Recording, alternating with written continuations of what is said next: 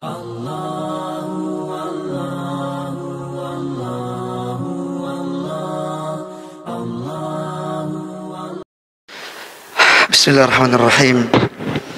Assalamualaikum warahmatullahi wabarakatuh. Alhamdulillahi rabbil alamin. Wassalatu wassalamu ala asyrafil anbiya'i wal mursalin wa ala alihi wa ashabihi wa man tabi'ahum bi ihsanin ila yaumiddin, amma ba'd. Hadirin dan hadirat jamaah salat maghrib yang dirahmati oleh Allah Subhanahu wa taala. Alhamdulillah, segala puji bagi Allah Subhanahu wa taala atas nikmat yang tak terhingga yang Allah berikan kepada kita semua. Salam dan salawat kepada Nabi kita Muhammad sallallahu alaihi wasallam. Jamaah salat maghrib yang dirahmati oleh Allah Subhanahu wa taala, insyaallah kita akan melanjutkan pembahasan kita dari kitab Qisasul Anbiya'i Al-Qasasul Haqqa yang dikarang oleh Syekh Syaibatul Hamdi, Abdul Qadir Syaibatul Hamdi rahimahullahu ta'ala. Dan alhamdulillah kita telah masuk pada Al-Faslut Tasi' wal Ishrun, pada bab yang ke-29, yaitu kisah Nabi Ya'qub alaihissalam. Ya, kisah Nabi Ya'qub alaihissalam. Jamaah yang dirahmati oleh Allah Subhanahu wa taala, sebagaimana yang kita ketahui pada pembahasan sebelumnya, bahwasanya Ya'qub alaihissalam yang merupakan putra dari Nabi Ishaq bin Ibrahim alaihissalam. Dan beliau Nabi Ya'qub, ya, ketika lahir beliau dilahirkan anak kembar, dan beliau lahir yang kedua. Nah, dia lahir yang kedua. Jadi disebut dengan Ya'qub karena dia datang setelah yang sebelumnya. Dalam bahasa Arab, aqaba ya'qubu artinya yang datang setelahnya. Nah, sehingga di antara nama lain dari Rasulullah sallallahu alaihi wasallam adalah Al-Aqib. Ya, Al-Aqib. Apa artinya Al-Aqib?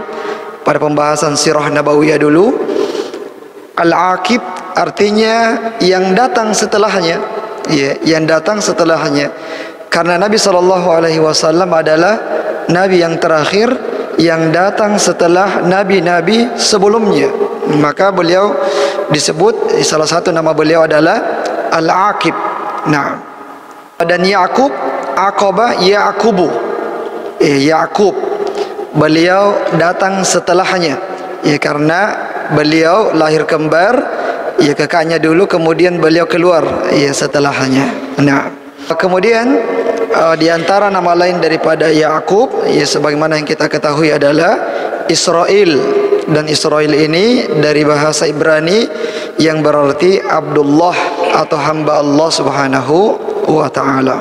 Nah, jamaah yang dirahmati oleh Allah Subhanahu wa taala, di dalam Al-Qur'an Allah Subhanahu wa taala menyebutkan nama Nabi Ya'qub dan juga menyebutkan nama Israel.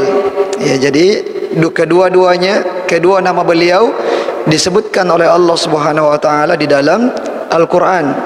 Ya'qub banyak sekali. Kalau Israel, ya, seperti dalam surah Al-Imran Allah berfirman, kullu ta'ami kana hillal li bani Israel illa ma harrama Israilu ala nafsihi. Semua makanan itu halal untuk Bani Israel kecuali yang diharamkan oleh Israel terhadap dirinya sendiri. Dan Israel yang dimaksud di dalam ayat ini adalah Nabi Ya'qub alaihissalam. Jadi nama Israel itu disebutkan oleh Allah Subhanahu wa taala di dalam Al-Qur'an sebagai namanya Nabi Ya'qub alaihissalam. Dan kemudian Nabi Ya'qub alaihissalam, ya, di mana beliau lahir di Kanaan, ya, kalau sekarang namanya adalah Palestina. Dulu itu adalah sebuah qaryah, sebuah desa yang kecil yang bernama desa Kan'an. Nah, kemudian beliau tumbuh besar di Kan'an. Nah, dan ketika beranjak dewasa, kemudian beliau berpindah ke tempat yang bernama Harran, ya, ke sebuah tempat yang bernama Harran, di mana di Harran itu adalah tempat tinggalnya paman beliau, ya, tempat tinggalnya paman beliau, saudara dari ibunya. Nah, dan di Harran inilah, ya, kemudian beliau menghabiskan beberapa tahun umur beliau. Nah, dan beliau tertarik untuk menikah dengan sepupunya, ya, dengan anak dari pamannya. Nah, yang bernama Rohil, ya, yang bernama Rohil. Kemudian Nabi atau paman beliau mengatakan, ya boleh, silahkan menikah dengan anak saya, dengan putri saya.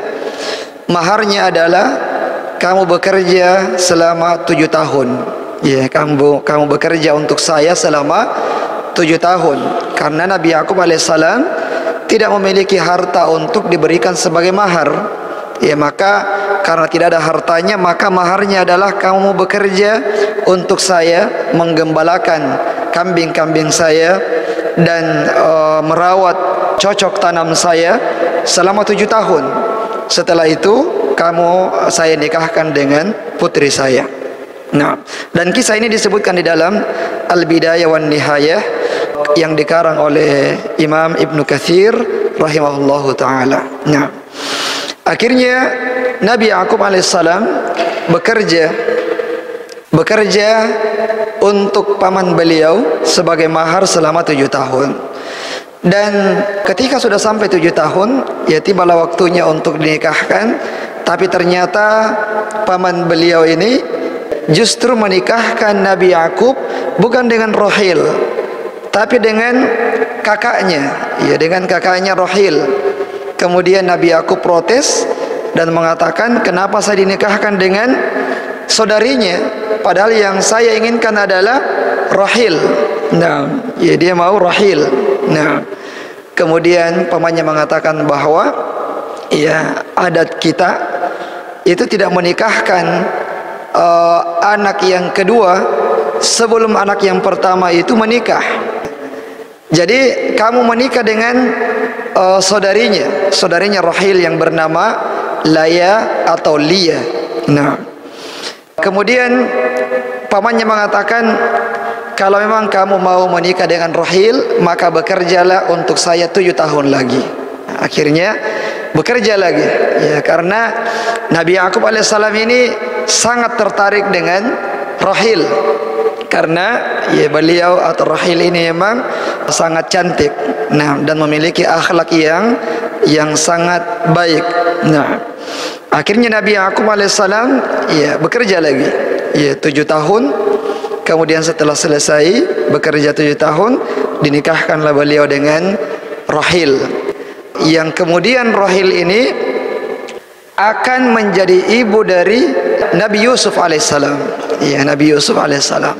Dari pernikahan Nabi Yakub dengan Rohil lahirlah seorang putra yang nantinya akan menjadi nabi, yang bernama Nabi Yusuf alaihissalam. Jadi, ya, tidak sia-sia perjuangan dari Nabi Yakub alaihissalam, ya, untuk menikahi Rohil, karena memang beliau terpikat dengan akhlaknya yang luar biasa, ya, dan juga dengan kecantikan daripada Rohil.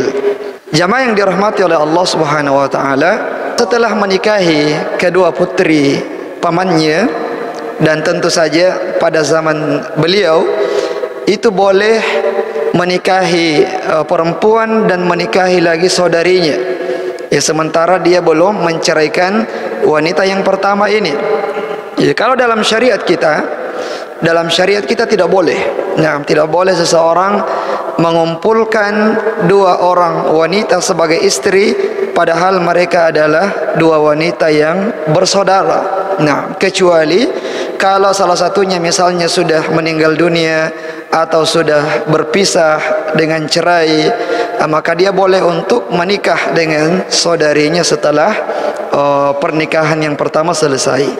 Nah, adapun di zaman beliau itu boleh, karena syariat yang dibawa oleh nabi-nabi Allah Subhanahu wa taala itu berbeda-beda, ya tidak sama semua. Meskipun dalam masalah usul, dalam masalah akidah la ilaha illallah itu semuanya sama. Ya, tidak ada nabi yang diutus kecuali menyeru kepada kalimat la ilaha illallah. Tapi dalam masalah furu', dalam masalah cabang, dalam masalah manhaj syariat, itu setiap nabi berbeda-beda syariatnya. Nah, kemudian jamaah yang dirahmati oleh Allah Subhanahu wa taala, setelah pernikahan mereka, paman dari Nabi Yakub alaihissalam menghadiahkan kepada Yakub ya 2 orang budak, ya 1 budak yang membantu Rahil dan 1 budak yang membantu Laya, nah, sebagai budaknya, dan kedua-duanya ini adalah wanita. Nah, yang kemudian di kemudian hari Nabi Yakub alaihissalam memerdekakan kedua budaknya dan memperistrikannya. Ya, jadi Nabi Yakub alaihissalam memiliki 4 orang istri. Nah, Rahil, Laya atau Lia, Zalfa dan Balha. Ya, Zalfa dan Balha. Nah, yang dari 4 istri Nabi Yakub alaihissalam ini lahirlah 12 orang putra. Ya, jadi semuanya putra, 12 anak laki-laki. Dari Rahil ya lahir 2 orang anak yang bernama Yusuf alaihissalam dan Binyamin. Nah, kemudian dari Laya lahir 4 orang anak, dari Zalfa 3 orang anak, dan dari Balha 3 orang anak. Jumlah semuanya adalah 12 orang. Kemudian jamaah yang dirahmati oleh Allah Subhanahu wa taala, di negeri Harran, ya di negeri Harran itu Nabi Yakub alaihissalam berdakwah kepada kaumnya, ya berdakwah kepada kaumnya yang ada kesyirikan yang terjadi di negeri Harran tersebut. Ya, kalau di Kanaan tidak ada. Nah, beliau, dan ini merupakan salah satu hikmah beliau berpindah dari Kanaan ke negeri Harran, ya kemudian di sana beliau diangkat menjadi nabi dan diperintahkan untuk berdakwah kepada penduduk negeri Harran dari kesyirikan kepada penyembahan kepada Allah Subhanahu wa taala semata. Nah, dan setelah misi tersebut selesai, ya setelah misi mentauhidkan penduduk Harran dan itu berhasil, kemudian Nabi Yakub alaihissalam ya diperintahkan oleh Allah Subhanahu wa taala untuk kembali ke Kanaan, ya untuk kembali ke Palestina. Nah, bersama dengan 4 istrinya dan juga anak-anaknya. Kemudian jamaah yang dirahmati oleh Allah Subhanahu wa taala, di Kanaan kemudian Nabi Yakub alaihissalam ya menghabiskan waktunya tentu saja dengan mentarbiyah, mendidik, membina kaumnya, dan juga terkhusus kepada anak-anak beliau, di mana ya salah satu ujian dari Nabi Yakub alaihissalam adalah diuji dengan anak-anak beliau, ya diuji dengan anak-anak beliau, di mana ya Nabi Yakub alaihissalam memiliki kecintaan yang luar biasa kepada seluruh anak-anaknya. Namun kepada Nabi Yusuf alaihissalam beliau ia memiliki kecintaan yang lebih, nah, dibandingkan dengan anak-anak yang lain. Dan kecintaan ini, ya rasa sayang ini tidak mampu untuk tidak diperlihatkan oleh Nabi Yakub alaihissalam. Meskipun beliau berusaha untuk tidak menampakkan kecintaan yang berlebih kepada Nabi Yusuf alaihissalam, tapi itu tetap juga nampak kepada saudara-saudara Nabi Yusuf alaihissalam, yang membuat ya mereka semuanya ya yang membuat mereka iri, ya, iri kepada Nabi Yusuf alaihissalam, ya, karena mereka mengatakan bahwa ya kita tidak disayang lagi. Ini pandangan mereka, padahal tidak demikian. Nabi Yakub alaihissalam menyayangi semua anak-anaknya, meskipun rasa sayang beliau kepada Nabi Yusuf itu lebih besar. Dan sebabnya adalah karena ya, beliau sudah melihat tanda-tanda kenabian pada Nabi Yusuf alaihissalam, terutama ketika Nabi Yusuf bermimpi bahwa dia melihat, inni ara ahada asyara kawkaban, saya melihat 11 bintang, matahari dan bulan sujud kepada saya. Nah, ketika Nabi Yusuf yang kecil pada waktu itu menceritakan mimpinya kepada ayahnya, kepada Nabi Yakub, Nabi Yakub langsung tahu apa takwil mimpi daripada Nabi Yusuf, bahwasanya Nabi Yusuf ke depan akan menjadi seorang nabi di antara nabi-nabi Allah Subhanahu wa taala, dan 11 bintang yang sujud kepadanya itu adalah 11 saudaranya. Matahari dan bulan yang akan sujud kepadanya adalah ayahnya dan ibunya. Ya, meskipun ibu di sini bukan ibunya Rahil, tapi tantenya. Ya, karena Rahil meninggal dunia sebelum hal tersebut terjadi. Nah, sehingga dengan akhlak daripada Nabi Yusuf alaihissalam yang masih kecil, kemudian tanda-tanda kenabian yang nampak darinya, sehingga Nabi Yakub alaihissalam sangat menyayanginya, sangat mencintainya, ya, sehingga beliau tidak mampu untuk kemudian menyembunyikan, ya, kesayangan dan kecintaan tersebut kepada Nabi Yusuf alaihissalam, hingga akhirnya ya saudara-saudaranya berusaha untuk menjauhkan Nabi Yusuf dari ayah mereka. Ada yang mengatakan dibunuh saja, ada yang mengatakan jangan dibunuh, tapi dijauhkan saja. Ya, sehingga mereka pun sepakat kepada pendapat ini, ya, jangan dibunuh, cukup dijauhkan saja dari ayah kita. Dengan cara dimasukkan ke sumur, nanti akan ada rombongan kafilah dagang yang akan membawanya, ya, kemana saja, yang penting jauh dari Kan'an. Nah, dan itu pun terjadi, yang membuat Nabi Yakub alaihissalam sangat menderita, ya, sangat bersedih, karena dia kehilangan seorang anak yang sangat dia sayangi, karena dia kehilangan seorang anak yang nantinya akan menjadi nabi di antara nabi-nabi Allah Subhanahu wa taala. Beliau khawatir jangan sampai anaknya itu sudah dibunuh oleh saudara-saudaranya, yang dimana saudara-saudaranya ini ketika minta izin, ya, izinkan kami membawa Nabi Yusuf, nah, untuk mengembala, ya, kami akan menjaganya, Dan ketika mereka pulang, ya, ternyata Nabi Yusuf sudah tidak ada, dan mereka pulang dengan membawa pakaiannya yang sudah mereka lumuri dengan darah domba. Kemudian mengatakan kepada ayahnya bahwa Nabi Yusuf sudah diterkam serigala pada saat kami lalai menjaganya, dan ini buktinya adalah bajunya yang sudah berlumuran dengan darah. Nah, jamaah yang dirahmati oleh Allah Subhanahu wa taala, tentu saja hal ini membuat Nabi Yakub sangat terpukul. Nah, selama bertahun-tahun lamanya, ya, selama ketiadaan Nabi Yusuf, selama itu juga Nabi Yakub bersedih. Nah, dan tidak pernah lupa dengan Nabi Yusuf alaihissalam. Ya, padahal saudara-saudaranya ini menyangka bahwa paling kesedihan ayah kita itu cuman beberapa hari saja, beberapa bulan saja. Setelah itu beliau akan lupa dengan Nabi Yusuf dan akan kembali menyayangi kita semua. Padahal tidak demikian. Ternyata Nabi Yusuf alaihissalam senantiasa mengingat Yusuf selama bertahun-tahun lamanya, ya, bertahun-tahun lamanya, yang sampai membuat kedua matanya itu buta, ya, karena banyak menangis. Ya, setiap kali mengingat Nabi Yusuf menangis lagi. Dan ini bukan 1 tahun, bertahun-tahun lamanya perpisahan antara Nabi Yakub dengan Nabi Yusuf alaihissalam.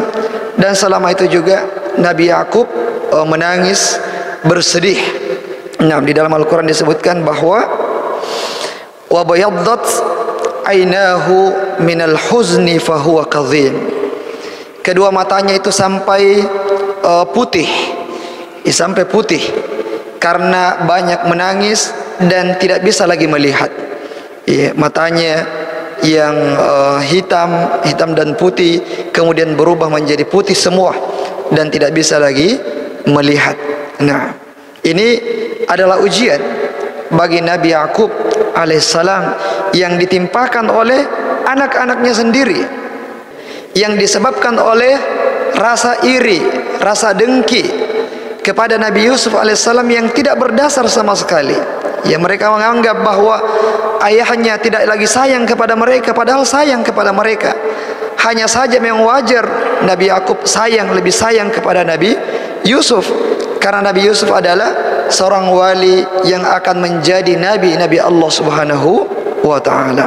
Nah, jamaah yang dirahmati oleh Allah Subhanahu wa ta'ala, kemudian Nabi Yakub alaihissalam nantinya ia akan bertemu kembali dengan Nabi Yusuf alaihissalam, dan di waktu itulah terjadi apa yang pernah dimimpikan oleh Nabi Yusuf alaihissalam, di mana saudara-saudaranya yang 11 orang datang, ayahnya datang, ibunya, tantenya datang, dan semuanya itu tersungkur bersujud kepada Nabi Yusuf alaihissalam. Dan sujud di sini bukan sujud penghambaan kepada Nabi Yusuf alaihissalam, tapi sujud penghormatan kepada Nabi Yusuf alaihissalam. Dan ini boleh di zaman mereka dan tidak boleh di zaman kita ini. Sebagaimana dulu para malaikat sujud kepada Nabi Adam alaihissalam, tapi sujud bukan sujud penghambaan, tapi sujudnya adalah sujud penghormatan, penghargaan kepada Nabi Adam alaihissalam. Adapun di zaman kita tidak boleh lagi. Apakah itu sujud sekedar penghormatan, apalagi kalau sujud sebagai penghambaan. Jangankan sujud, ruku saja tidak boleh.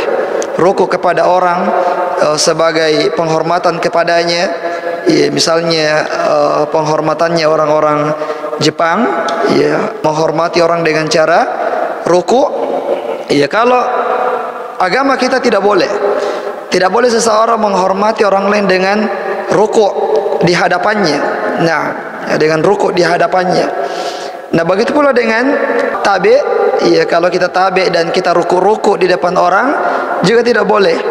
Tabi' silahkan tabi', tapi tidak perlu kita sampai rukuk melewati orang. Cukup kita tabi' saja. Nah, jemaah yang dirahmati oleh Allah Subhanahu wa taala, kemudian Nabi Yakub nantinya akan bermukim di Mesir dan meninggal di Mesir di usia beliau 147 tahun. Jadi tidak sama dengan usia Nabi Adam, Nabi Nuh dan nabi-nabi yang terdahulu. Nabi Yakub alaihissalam usianya itu sudah sedikit, dan nabi-nabi setelahnya juga usianya itu seratusan, sisa seratusan mami, kecuali nanti Nabi kita sallallahu alaihi wasallam yang umur beliau itu 63 tahun. Nah, dan beliau berwasiat sebelum meninggal dunia bahwa nanti kalau meninggal dunia beliau dikuburkan di Palestina, di Kanaan, berdampingan dengan ayahnya yaitu Nabi Ishak dan kakeknya yaitu Nabi Ibrahim alaihissalam.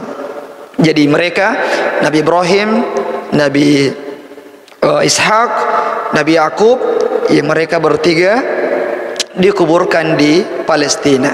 Nah, jamaah yang dirahmati oleh Allah Subhanahu wa taala, di antara faidah dari kisah Nabi Yakub alaihissalam adalah tentang bagaimana kesabaran beliau, bagaimana kesabaran beliau menghadapi ujian yang Allah Subhanahu wa taala berikan kepada kepada beliau. Di ayat 18 surah Yusuf, ya, di ayat 18, ketika saudara-saudara Nabi Yusuf alaihissalam kembali dengan membawa baju yang berlumuran darah, ya, apa yang dikatakan oleh Nabi Yakub alaihissalam, waja'uhu ala qamisihi bidamin kadhib qala bal sawwalat lakum anfusukum amra fasabrun jamil wallahul musta'anu ala ma tasifun.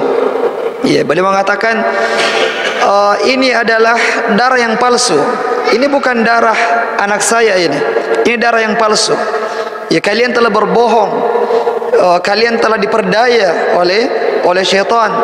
Tapi fasabrun jamil, kesabaran yang indah. Beliau langsung menyerahkan kepada Allah dan langsung bersabar. Fasabrun jamil wallahul musta'anu ala ma tasifun. Dan ya Allah, cukup bagi Allah penolong saya terhadap apa yang kalian bicarakan itu. Nah, dan juga kalimat yang sama beliau ucapkan fasabrun jamil di ayat 83. Allah berfirman, qala bal sawwalat lakum anfusukum amra. Kalimat yang sama, fasabrun jamil asallahu an ya'tiyani bihim jami'an innahu huwal alimul hakim. Nah, jadi kalimat ini di ayat ke-83 ini beliau ucapkan pada saat anaknya, saudara kandungnya Nabi Yusuf yang bernama siapa tadi? Binyamin, itu juga tidak pulang dari Mesir. Padahal mereka sama-sama saudaranya berangkat dari Kanaan ke Mesir untuk mengambil gandum. Karena pada waktu itu terjadi paceklik. Mereka datang ke Mesir untuk mengambil gandum. Ternyata mereka kembali, semuanya kembali, tapi Binyamin tidak kembali. Iya, tidak kembali, dengan tuduhan bahwasanya Binyamin sudah mencuri barang berharganya Perdana Menteri, yang sebenarnya itu merupakan Nabi Yusuf, yang dimana Nabi Yusuf membuat skenario itu agar mereka mau bertaubat, menyesali perbuatan mereka dulu. Mereka kalau kembali ini pasti akan merasa bersalah, bagaimana apa yang saya katakan, apa yang kita katakan kepada ayah kita ini. Kalau Binyamin tidak kembali, padahal sebelum Binyamin pergi bersama kita, ayah kita sudah mewanti-wanti, saya takut jangan sampai terjadi seperti dulu. Kalian minta kepada saya, wahai ayah kami, persilahkan Nabi Yusuf ikut bersama kami akan menjaganya. Kami akan menjaganya. Tapi kalian kembali, Nabi Yusuf tidak kembali. Sekarang kalian minta kepada saya, wahai ayah kami, izinkanlah Binyamin pergi bersama kami supaya ada tambahan gandum untuk kami. Ayahnya tidak percaya, tidak mengizinkan. Tapi mereka berusaha keras. Akhirnya ayahnya pun mengizinkan. Tapi ketika ternyata apa yang dikhawatirkan ayahnya terjadi, mereka akhirnya khawatir apa yang kita katakan nanti ini. Barulah mereka sadari ternyata berat ketika dulu kita masih muda-muda, kita kembali tanpa Yusuf itu biasa-biasa saja. Tidak ada perasaan bersalah. Sekarang ini kita sudah dewasa semua, kita sudah punya anak semua, kita sudah melihat bagaimana tersiksanya ayah kita. Kalau sekarang kita tidak kembali lagi dengan Binyamin, bagaimana kondisi ayah kita nanti? Mereka sudah mulai merasakan perasaan bersalah terhadap apa yang dilakukan kepada ayahnya gara-gara mereka semua, sehingga ayahnya itu mendapatkan kesedihan yang luar biasa. Dan berhasil. Skenario yang dilakukan oleh Nabi Yusuf kepada mereka itu berhasil membuat mereka merasakan perasaan bersalah itu. Dan ini yang diinginkan oleh Nabi Yusuf alaihissalam. Meskipun tentu saja konsekuensinya adalah membuat ayahnya akan semakin bersedih. Cukuplah saya kehilangan Nabi Yusuf, kenapa saya harus kehilangan lagi dengan saudaranya, saudara kandungnya Binyamin? Nah, dan itu terjadi. Nah, tapi ketika mereka kembali, kembali ucapannya sama dengan ucapan dulu.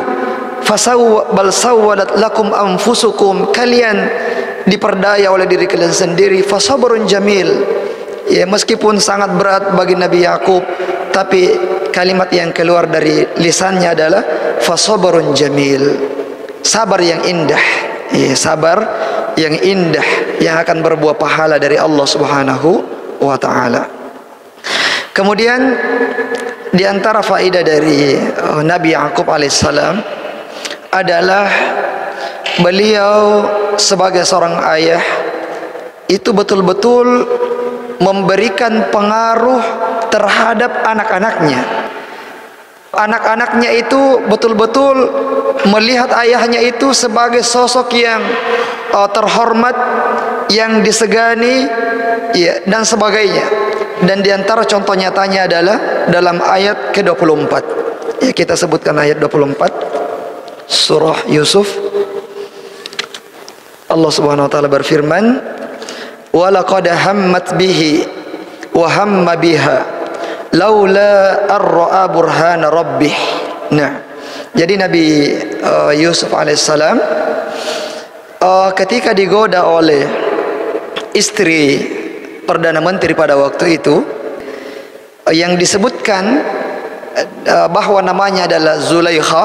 Nah, dia tertarik dengan ketampanan Nabi Yusuf alaihissalam, ya, yang dulunya merupakan budak yang dia beli, yang tumbuh besar di istananya.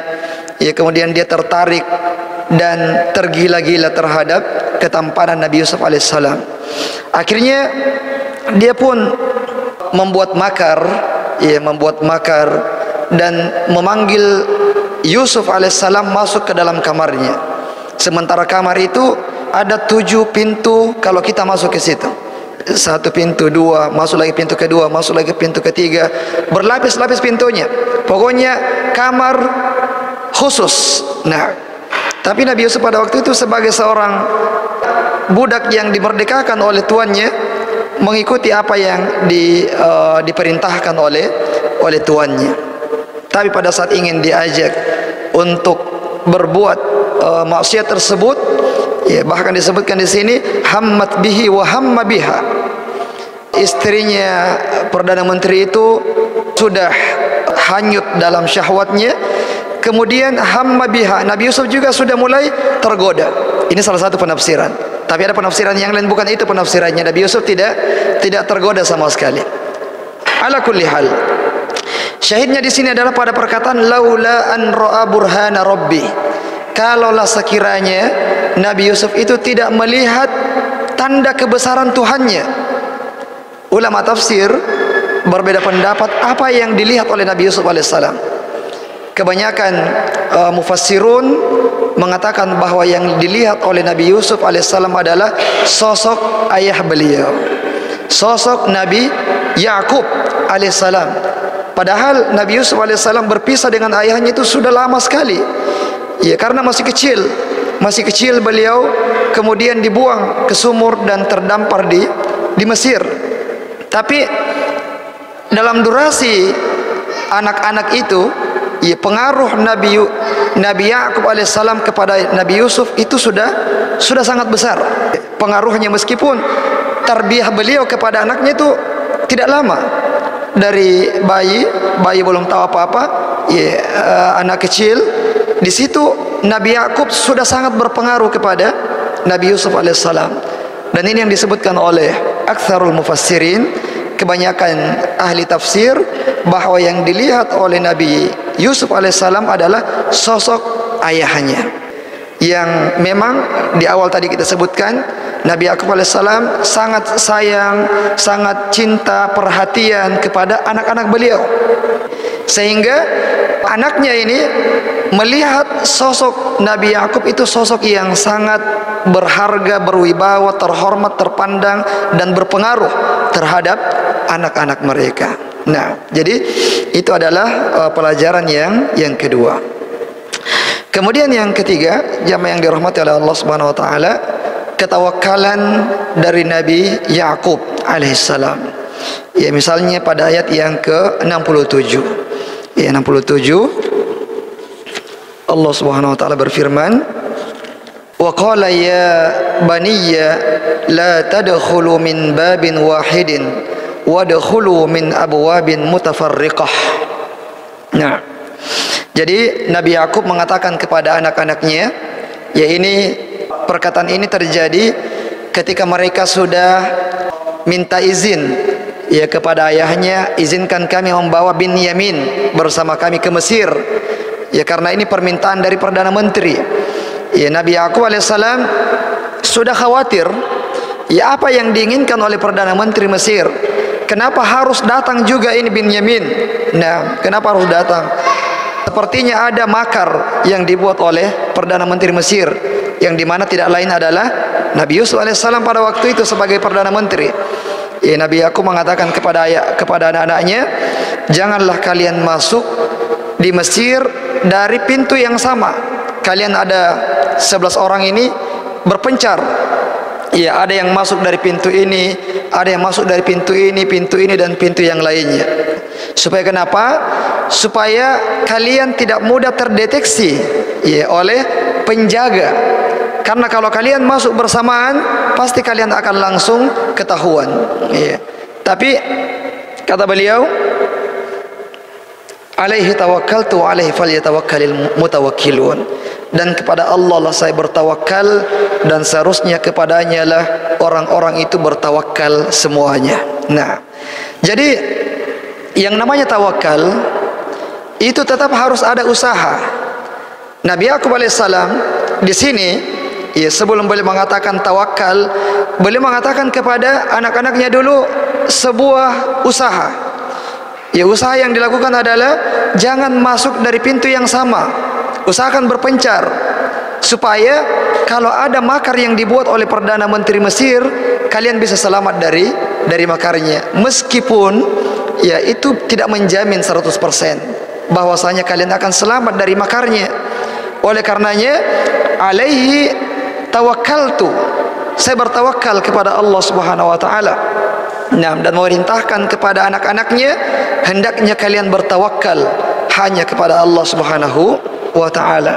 Ya, jadi jemaah yang dirahmati oleh Allah Subhanahu wa taala, inilah arti tawakal itu. Tawakal, jangan kita mengatakan saya tawakal kepada Allah, ya kunci motor saya simpan saja di motor. Ya, jangan mengatakan tawakal, itu bukan tawakal itu. Nanti hilang motornya, jangan bilang saya sudah tawakal tadi. Ya, itu bukan tawakal. Tawakal itu kunci motornya masuk. Ya, kalau ternyata itu khalas qadarullah wa ma syaa fa'al. Harus ada usaha dulu. Ya, kalau seorang pelajar misalnya, jangan masuk ujian khalas saya tawakal kepada Allah, padahal dia tidak belajar. Ya, bagaimana cara tawakal kepada Allah padahal tidak belajar untuk ujian? Kalau mau tawakal, belajar dulu baru tawakal kepada Allah Subhanahu wa taala. Begitu pula dengan para pekerja, para suami, jangan mengatakan ya saya tawakal kepada Allah baru tinggal di rumah. Iya. Dia katakan pada istrinya kita tawakal kepada Allah. Ya, kalau rezeki itu tidak kemana. Jadi harus ada usaha dulu. Ya, baru kita bertawakal kepada Allah Subhanahu wa taala. Baik, kita percepat. Kemudian yang selanjutnya adalah ar-raja, pengharapan. Kita bisa lihat pada ayat yang ke-82. Ayat 82. Allah berfirman, was'alil qaryata allati kunna fiha wal ira allati aqbalna fiha wa inna lasadiqun. Nah, 83 ya. Ya 83 afwan. Nah, fasabrun jamil asallahu an ya'tiyani bihim jami'a. Ya, ini kalimatnya. Asallahu an ya'tiyani bihim jami'a. Ini beliau ucapkan setelah kedua anaknya itu tidak ada. Nabi Yusuf sudah tidak ada, sudah lama. Sekarang Binyamin juga tidak ada. Tapi setelah beliau mengatakan fasabrun jamil, kesabaran yang indah, boleh mengatakan asallahu an ya'tiyani bihim jami'a. Saya berharap kepada Allah agar Allah mengembalikan kedua putra saya kepada saya. Ya, luar biasa. Pada saat sudah kehilangan dua putranya dan menyabarkan dirinya dengan kesabaran yang indah, sabarun jamil, beliau berharap bahwa semoga Allah mengembalikan kedua putra saya kepada saya. Itu di puncak kesedihan beliau dengan kehilangan kedua putranya, beliau menenangkan dirinya bahwa sepertinya sudah sampai puncaknya ujian yang Allah berikan kepada saya ini, dan ujian itu ketika sudah sampai puncaknya maka akan surut. Sebagaimana malam kalau sudah sampai tengah malam maka berangsur-angsur malam itu akan hilang sedikit demi sedikit. Setelah beliau memikirkan hal tersebut, beliau berharap kepada Allah, asallahu an ya'tiyani bihim jami'a innahu huwal alimul hakim. Semoga Allah mengembalikan semua putra-putra saya kepadaku. Dan betul, tidak lama setelah itu tibalah kabar bahwasanya ternyata Perdana Menteri itu adalah Nabi Yusuf sendiri. Dan ternyata Binyamin itu ada di rumahnya Nabi Yusuf alaihissalam, bukan sebagai budak tapi sebagai saudaranya Nabi Yusuf yang sangat disayang, yang sangat dikasihi. Buah kesabaran dan pengharapan yang luar biasa kepada Allah Subhanahu wa taala. Sudah masuk waktu ya? Tayyib. Tapi saya kira demikian. InsyaAllah masih ada 2 faedah kita sebutkan pada pertemuan yang akan datang. Semoga bermanfaat. Subhanakallahumma bihamdik, asyhadu an la ilaha illa anta astaghfiruka wa atubu ilaik. Wassalamualaikum warahmatullahi wabarakatuh.